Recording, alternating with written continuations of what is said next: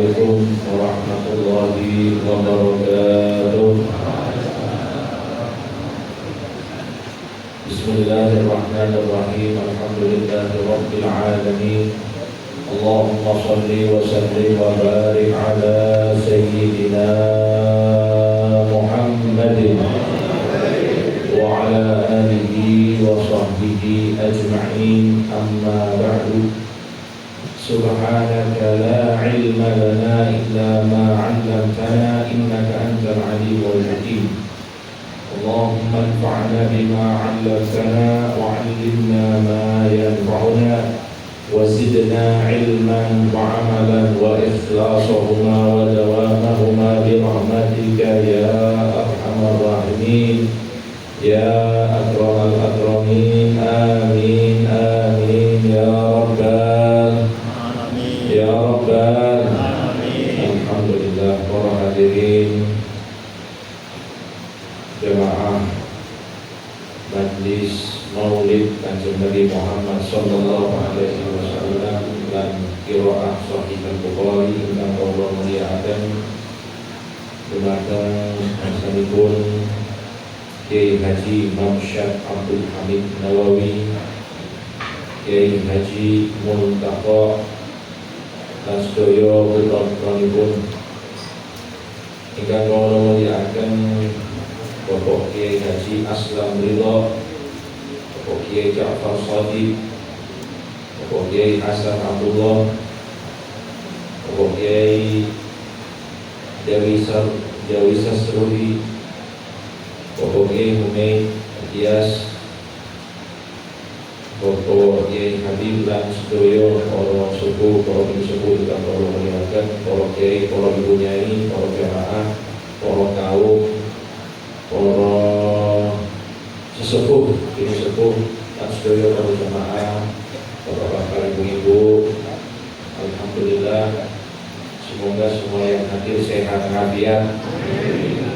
Pulang dari majlis insyaallah bawa banyak berkah dari Kanjeng Nabi. Dan mudah-mudahan sesuai dengan niat kula lan panjenengan sedaya pembacaan Maulid lan qiraah Sahih Bukhari ini akan menambahi keberkahan untuk kula lan panjenengan sedaya, keluarga dan juga niat untuk olah bala. Amin Allahumma. Ya para hadirin bapak-bapak ibu-ibu, mungkin karena sudah menuju zuhur dan saya lihat ini wajahnya mulai ngantuk sedaya ini. Ya, makanya ada kalam ulama khairul kalami ma qalla wa dal. Sebaik-baik penyampaian itu yang singkat tapi manfaat. Sepakat? Oke, para hadirin, para bapak, ibu-ibu yang dimuliakan Allah, perayaan Maulid Kanjeng Nabi Muhammad sallallahu alaihi wasallam ini merupakan perayaan yang ada hanya untuk umat Kanjeng Nabi Muhammad sallallahu alaihi wasallam. Inti dari perayaan itu, kalau kita ambil bahasa Arabnya, al-ihtifal. Al-ihtifal itu mengandung makna diantaranya bahagia dengan kelahiran Kanjeng Nabi Muhammad sallallahu alaihi wasallam. Kenapa yang diperingati adalah hari lahirnya, beda dengan yang lain. Yang diperingati adalah haulnya. Karena Kanjeng Nabi itu ketika dilahirkan di dunia ini, beliau sudah ditetapkan sebagai orang yang paling baik di muka bumi ini. Makanya ketika orang berbahagia dengan kelahirannya Kanjeng Nabi, insya Allah bahagianya akan dibalas oleh Kanjeng Nabi. Amin Allahumma. Sebagaimana kita bahagia di dunia, insya Allah kita akan disambut oleh Kanjeng Nabi di surganya Allah Subhanahu wa Ta'ala. Hadirin yang dimuliakan Allah, ini untuk memperingati Maulid, caranya macam-macam. Bisa dengan kita mengadakan majlis Maulid, bisa dengan bagi-bagi, bisa dengan puasa. Apalagi kalau kita lihat itu di Madura itu pembagiannya kata gitu. Saya lihat di video aja. Lihat di video itu pingin ke sana. Soalnya hadir majlis selain bawa berkah, bawa berkatan. Untuk di Madura. Allahumma sholli ala Muhammad. Ada juga niku di negara namanya Czechnya.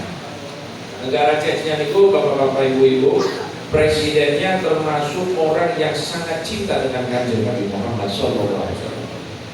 Beliau itu ya sebagaimana disebutkan oleh ramai bahwa beliau kalau setiap hari itu tidak pernah kurang sholawat kepada Kanjeng Nabi sebanyak 5.000 kali sholawat. Itu presiden Czechnya. Dan presiden Czechnya niki beliau setiap kali datang bulan Maulid dan khususnya pada tanggal 12 Maulid yaitu 12 Rabiul Awal, beliau memiliki tradisi setiap hari tanggal 12 niku kalau ada bayi yang dilahirkan pada tanggal itu akan diberikan uang $1.000. Jadi bayi yang hadir di negaranya tanggal 12 Rabiul Awal itu dihadiahkan $1.000 oleh Presiden Czechnya. Kata begini, nah $1.000 ini kata Bapak Ibu, ya, kurang lebih 16 juta.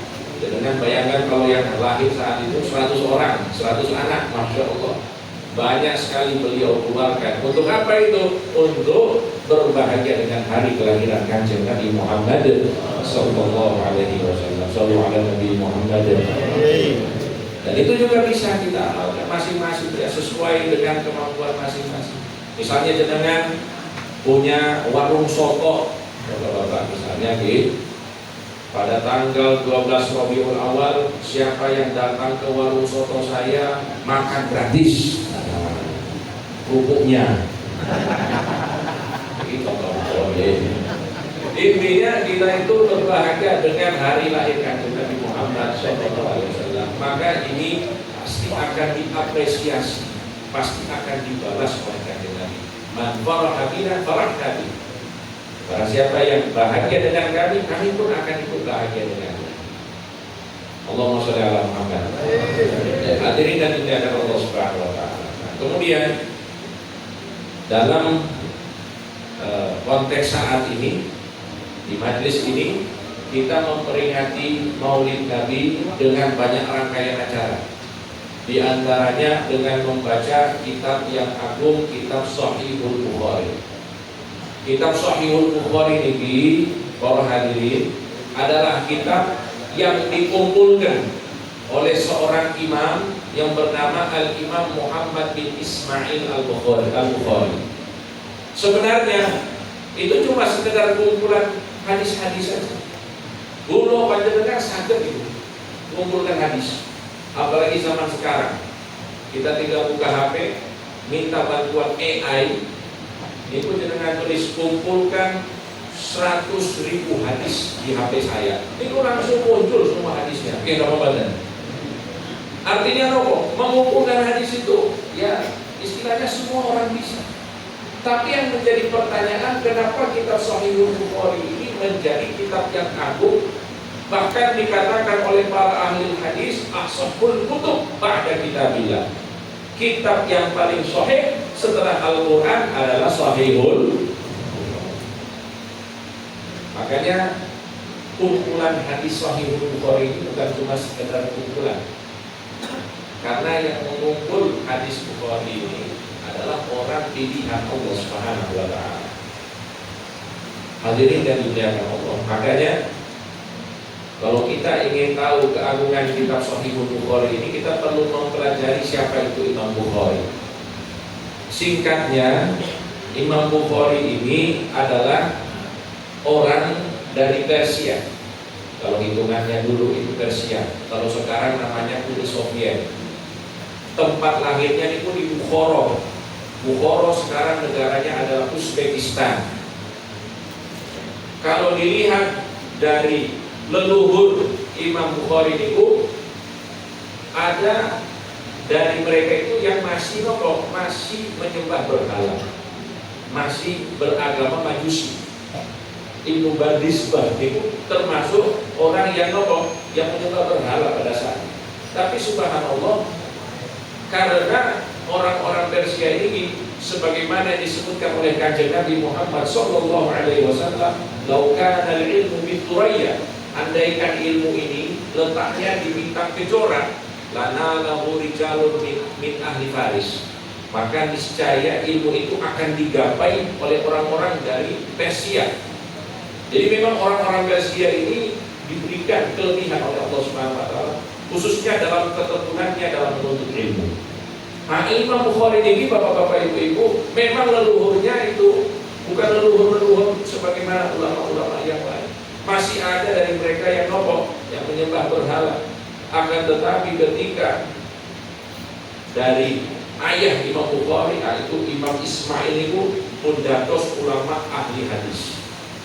Dari Imam Ismail baru lahirnya Imam Bukhari. Allahumma sholli ala Muhammad.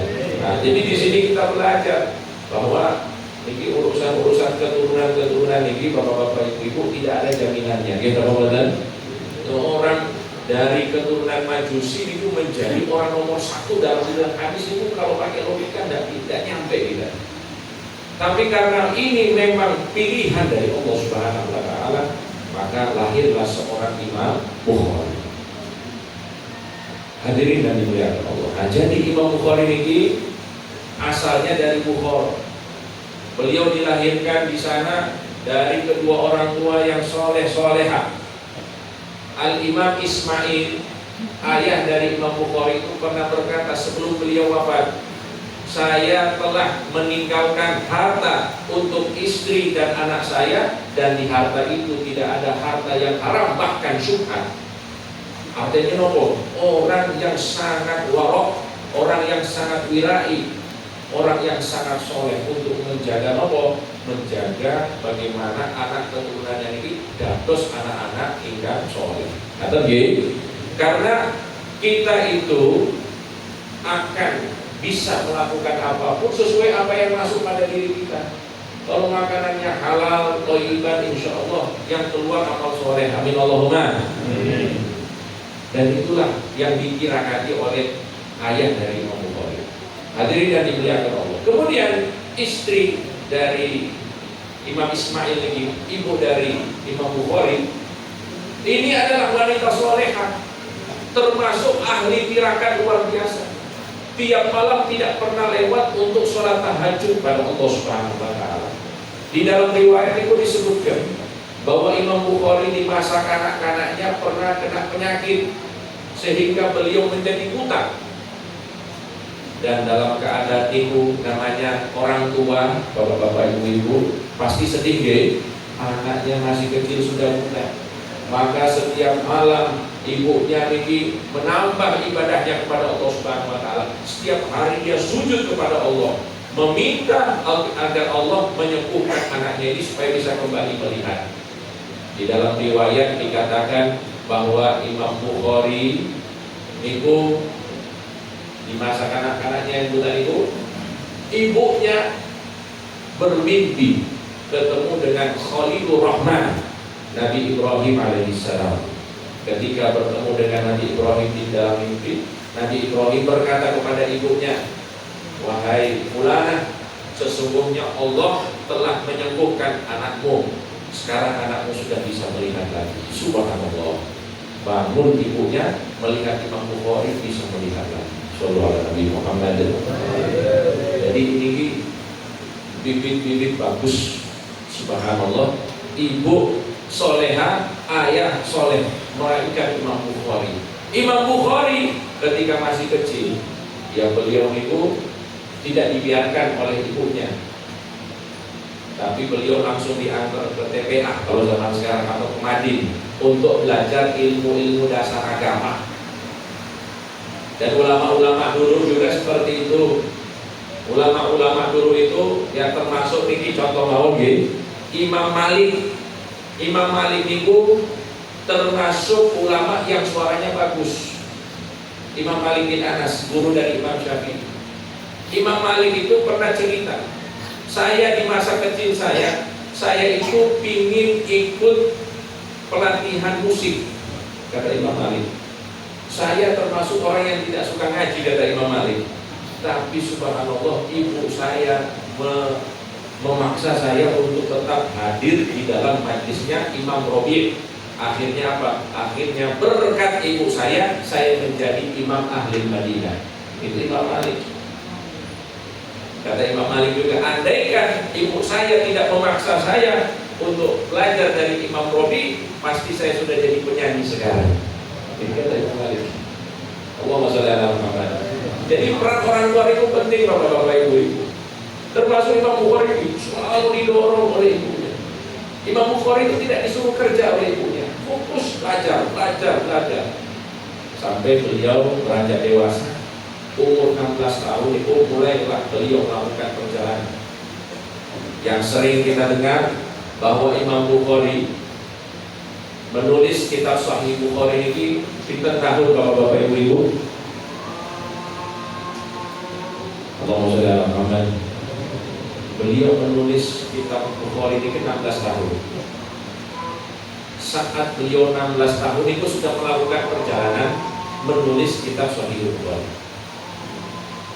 Ada begini, itu ada begini.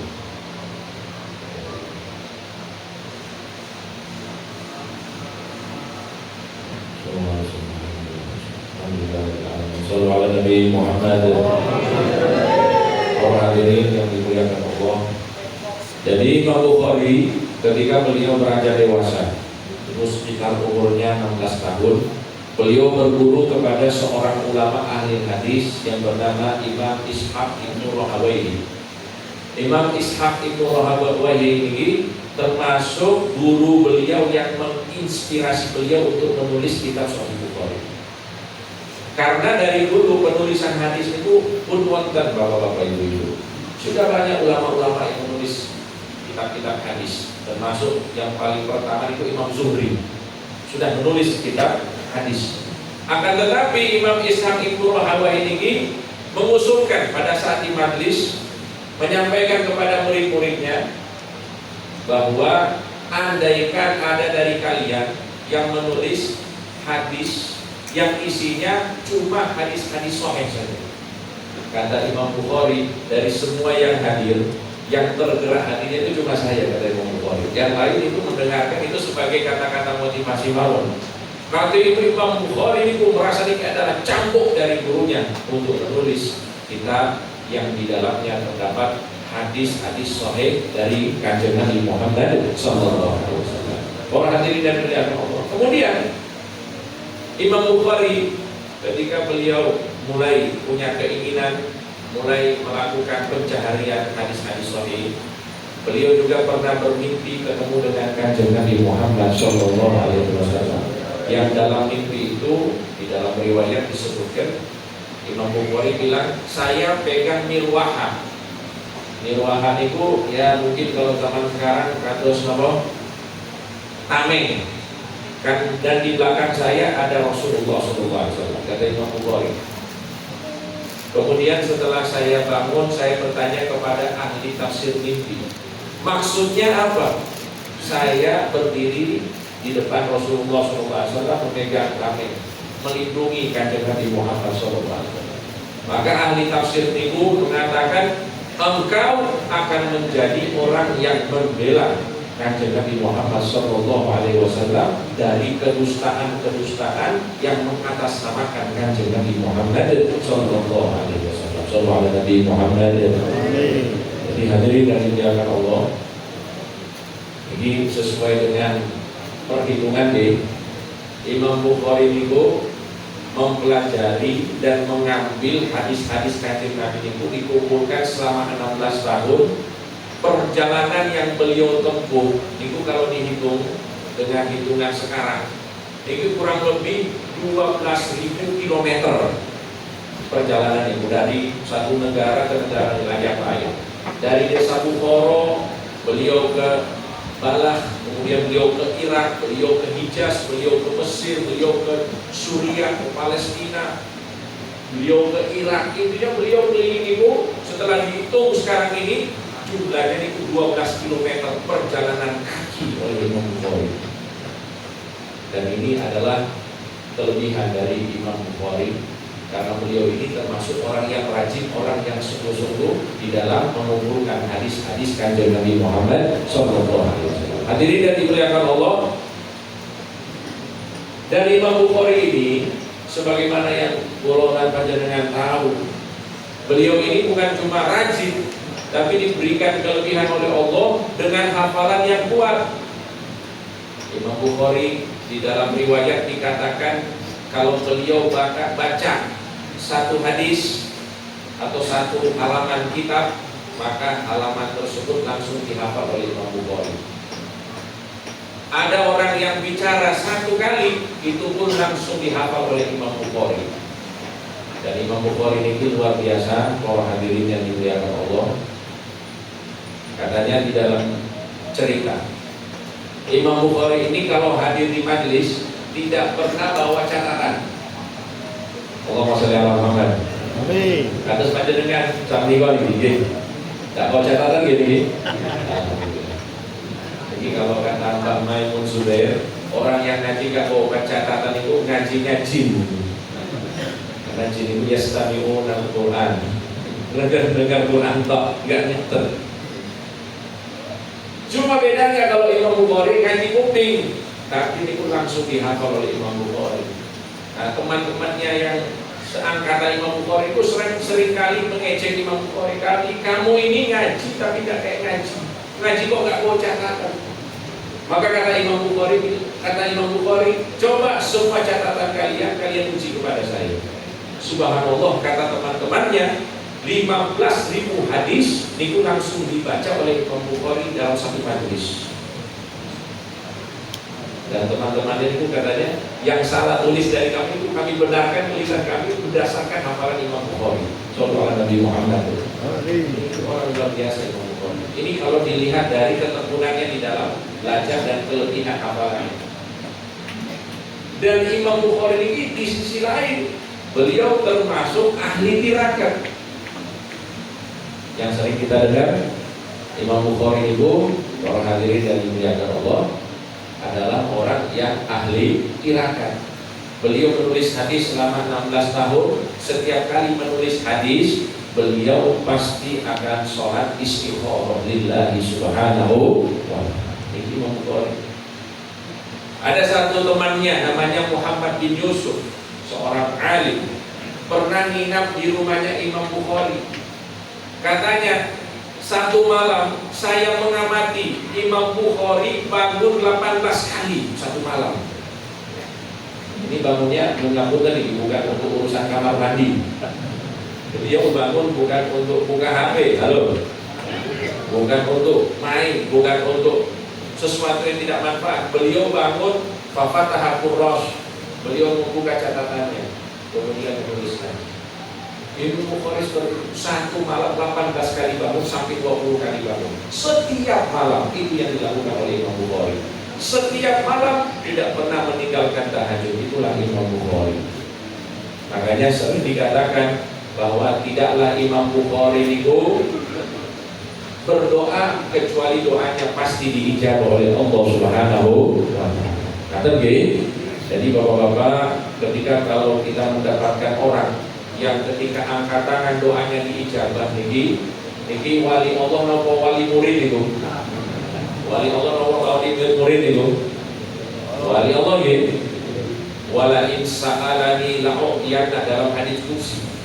Andaikan orang itu, waliku itu minta angkat tangan, pasti aku akan ijabah kepada Allah Subhanahu wa ta'ala. Imam Bukhari itu wali Allah, ahli tirakat, yang kemudian derajatnya diangkat oleh Allah Subhanahu wa ta'ala. Imam Bukhari. Dan ada satu yang spesial dari Imam Bukhari ini, termasuk manaqib saya sebutkan terakhir ini, karena sudah mulai banyak yang tulisan. Allahumma sholli ala Muhammad. Imam Bukhari itu pernah berkata begini, maktabtu ahadan mut'araftu annal ghibata haram. Aku tidak pernah gibah, aku tidak pernah ngerasani orang sekalipun setelah aku tahu bahwa gibah itu hukumnya haram. Allahumma sholli ala Muhammad. Niki yang dahsyat dari Imam Bukhari para hadirin. Jenengan kalau pelajari, dan pasti jenengan sudah pernah pelajari itu dalam ilmu hadis, ada satu cabang ilmu judulnya jarah wa ta'dil. Ilmu jarah wa ta'dil ini bahasanya adalah orang. Intinya memberikan penilaian kepada ahli hadis, kepada perawi-perawi hadis. Kalau bagus namanya ta'dil. Kalau kekurangan itu namanya jarah. Disebutkan misalnya dia ini pendusta, dia ini apa, dia ini sikoh dan lain sebagainya. Itu namanya ilmu jarah wa ta'dil. Imam Bukhari itu termasuk ahli jarah wa ta'dil. Beliau punya kitab selain kitab Sahih Bukhari namanya At-Tarikhul Kabir. Itu isinya adalah ulama-ulama ahli hadis. Tapi subhanallah, kalau kita perhatikan Imam Bukhari ini, meskipun beliau adalah seorang ahli ilmu jarah wa ta'dil, dalam menilai para ahli hadis, beliau tetap sopan, tetap lemah lembut, dan tidak merasani orang-orang tersebut. Shallallahu alaihi Nabi Muhammad. Kalau puji Imam Bukhari objektif, kalau beliau menilai buruk juga objektif, tapi tidak langsung. Itulah Imam Bukhari. Misalnya perawi ini kadzab, kalau bahasa Arab ini kadzab, pembohong, pendusta, atau wadh', penulis hadis palsu. Niki kalau di kitab-kitab, misalnya di dalam kitab Taqribut Tahdzib Imam Ibnu Hajar, jenengan pasti akan dapatkan itu. Ulama niki dia kadzab, ini apa? Meskipun itu penilaian mereka itu bukan berarti ini pendusta sering ngapusi orang, bukan. Cuma standar ahli hadis niki tinggi gitu. Nah, Imam Bukhari ini kok tidak pernah menilai seperti itu. Imam Bukhari misalnya ada penilaian buruk kepada orang, beliau tulis begini: wa hadza fihi nazar. Orang ini masih dalam pengamatan. Artinya belum bisa diambil secara total hadisnya. Atau juga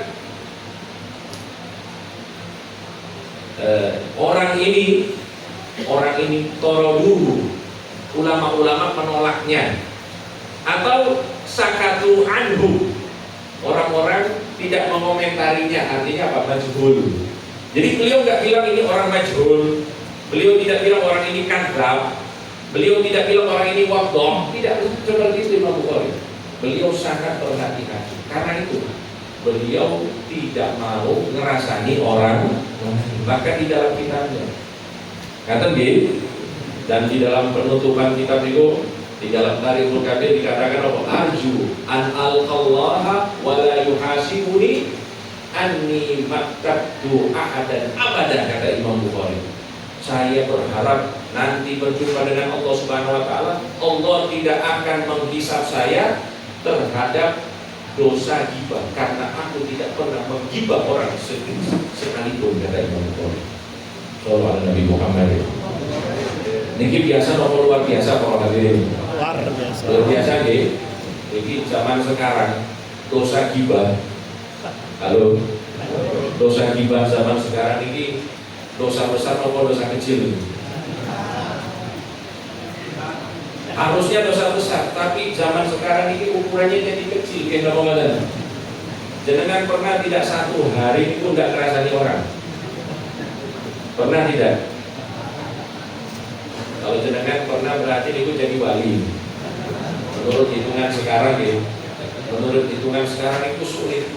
Makanya Imam Bukhari ini adalah orang yang sangat luar biasa. Mudah-mudahan kita semuanya dapat keberkahannya. Mudah-mudahan perkumpulan kita ini dengan membaca kitab Bukhari, kita menjadi semakin dekat dengan kanjeng Nabi Muhammad SAW. Habib Ali Al-Hashimi beliau mengatakan, la yuqarribuka ila Nabi SAW illa kathratu dzikri. Tidak ada yang membuat kita lebih dekat dengan kanjeng Nabi kecuali dengan banyak menceritakan tentang kanjeng Nabi. Itu kita baca di Sahih Bukhari semuanya tentang kanjeng Nabi Muhammad sallallahu alaihi wasallam. Wa kathratus sholati alaihi, dan banyak sholawat kepadanya. Setiap kali kita baca hadis kanjeng Nabi pasti sholawat, pasti.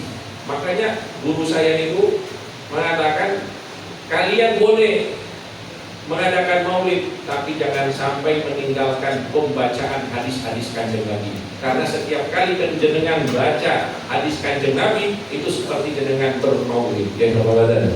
Karena kalau salat, maka sholat alaihi wa mutaba'atihi, dan mengikutinya, wa ihya'u syari'atihi, dan menghidupkan syariatnya, itu bisa kita dapatkan di dalam pembacaan kitab Shahihul Bukhari dan juga pembacaan kitab-kitab hadis lainnya. Ya, mudah-mudahan para hadirin yang dimuliakan Allah, kita semuanya mendapatkan manfaat, mendapatkan barokah untuk keluarga kita, untuk diri kita, untuk masyarakat kita, dan khususnya untuk negara kita Indonesia. Mudah-mudahan makin aman, makin kondusif, dan mudah-mudahan kita terhindar dari segala bentuk perpecahan, bentuk adu domba. Mudah-mudahan kita kembali menjadi orang-orang yang saling bersaudara, meskipun beda pandangan politik, beda pandangan mazhab dan lain sebagainya. Kita adalah umat Kanjeng Nabi Muhammad SAW. Jadi saya tutup dengan satu kisah. Boleh? Bolehnya terpaksa nih. Saya tutup dengan satu kisah. Boleh ya? Boleh. Oh, boleh, alhamdulillah. Jadi dulu ada seorang imam, namanya Imam Ibnul Arabi. Pasti dengan paham itu, Imam Ibnul Arabi, Asy-Syekhul Akbar, pengarang kitab jumlahnya lebih dari 800 kitab. Seorang sufi, seorang wali Allah Subhanahu wa taala. Al-Imam Ibnu Arabi. Al-Imam Ibnu Arabi ini, para hadirin yang dimuliakan Allah, seorang wali luar biasa, seorang alim sufi. Tapi beliau punya satu masalah. Masalahnya itu dengan satu orang soleh. Orang soleh ini termasuk orang yang ahli ibadah. Cuma orang ini membenci Al-Imam Abu Madyan. Syekh Abu Madyan ini termasuk muallimul muallimin. Kalau di dalam kitab-kitab itu disebutkan muallimul muallimin, karena dari beliau ada ribuan wali itu lahir dari tangannya Imam Syekh Abu Madyan. Nah, Syekh Abu Madyan ini bukan gurunya Imam Ibnu Arabi secara langsung, tapi guru spiritualnya. Nggak pernah ketemu langsung, tapi guru spiritualnya. Dan di dalam kitab-kitabnya itu banyak sekali disebutkan beliau memuji-muji Imam Abu Madyan. Allahumma sholli ala Muhammad. Jadi perlu lanjut ya, sambil piringnya terbang-terbang ini, bisa dilanjut santai mawar kan ini. Jadi penutupan mawar. Jadi Imam Ibnu Arabi ini dia punya masalah dengan satu orang ini, karena orang ini dia benci kepada Syekh Abu Madyan. Sedangkan Imam Ibnu Arabi itu sangat menyanjung-nyanjung Syekh Abu Madyan. Sampai satu ketika Imam Ibnu Arabi ini ditegur oleh Kanjeng Nabi Muhammad SAW. Beliau mimpi ketemu dengan Kanjeng Nabi. Kemudian Kanjeng Nabi bilang, wahai Ibnu Arabi, kenapa kamu benci dengan orang itu? Maka Syekh Ibnu Arabi bilang apa? Karena orang itu membenci guru saya, dia membenci Abu Madyan, maka saya membenci atas nama guru saya. Kata Imam Ibnu Arabi kepada Kanjeng Nabi Muhammad SAW. Setelah beliau sampaikan ini, maka Kanjeng Nabi balas. Kanjeng Nabi balas, kalau kamu membencinya karena gurumu Syekh Abu Madyan, maka saya mohon cintailah dia karena aku, kata Kanjeng Nabi Muhammad SAW. Bangun ibu, Al-Imam Ibnu Arabi itu dendeng, gemetar dengan apa yang disampaikan oleh Kanjeng Nabi Muhammad SAW. Pagi-paginya tanpa pikir panjang, beliau langsung menghampiri orang yang beliau benci ini.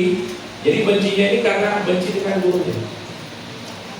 Dia datang ke sana bawa hadiah, kemudian menyampaikan permohonan maaf bahwa selama ini hati saya itu ada kebencian kepada jenengan, tapi sekarang saya sudah hilangkan semuanya. Saya mau minta maaf dan inilah hadiah untuk jenengan.